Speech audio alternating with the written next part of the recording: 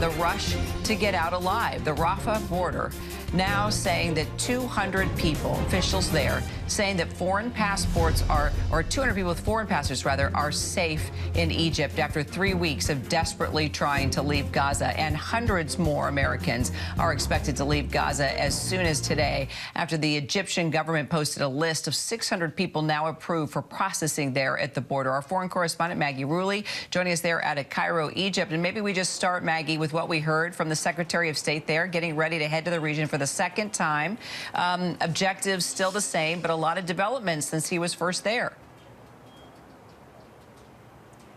Hey, Kira. Yeah, I think something that struck me from listening to Secretary Blinken just now was kind of his emotional plea as well. We're now entering multiple weeks of this conflict, and the images and videos people are seeing, they're gut-wrenching, they're heartbreaking, and they're beginning to wear on people. And that's what he's getting a lot of questions about as well. And one thing he said was, a child pulled from the rubble hits me in the gut in Palestine and Israel as it does in anywhere else. And driving home the point that there are children caught up in this conflict, there are civilians.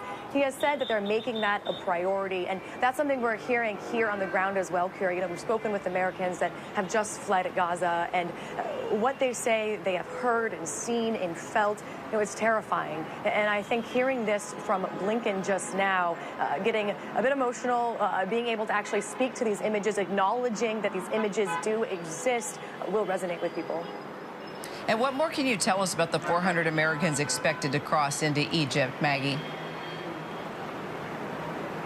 Yeah, well, we now know that of the 600 names that were on that list today, a Palestinian spokesperson at the Rafah boarding crossing just confirmed to us that 342 foreign passport holders were among them. In addition, there were 21 Palestinians, each with a family member. But, Kira, it's still unclear exactly how many Americans were part of that list and made it across the border, and how many Americans are now still stuck behind in Gaza.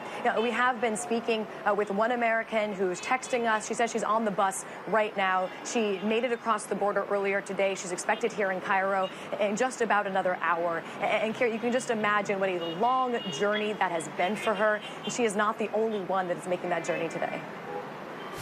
It was pretty chaotic. People they're so desperate. People just trying to get out. Many of them were dual citizens that were there, and so they're just trying to get out. And so it's pretty hectic, pressing at the door. Finally, it took several hours, and we finally got into the indoor waiting room where they did the passport control.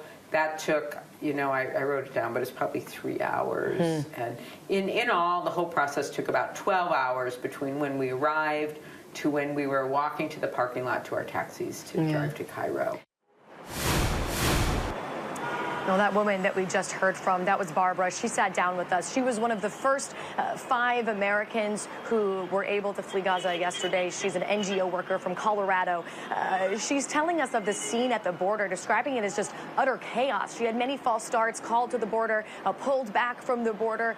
She's saying while she was there, the names were just posted, and she found her name, that there was a communication blackout. She had trouble getting any information from the State Department when she did get through to them.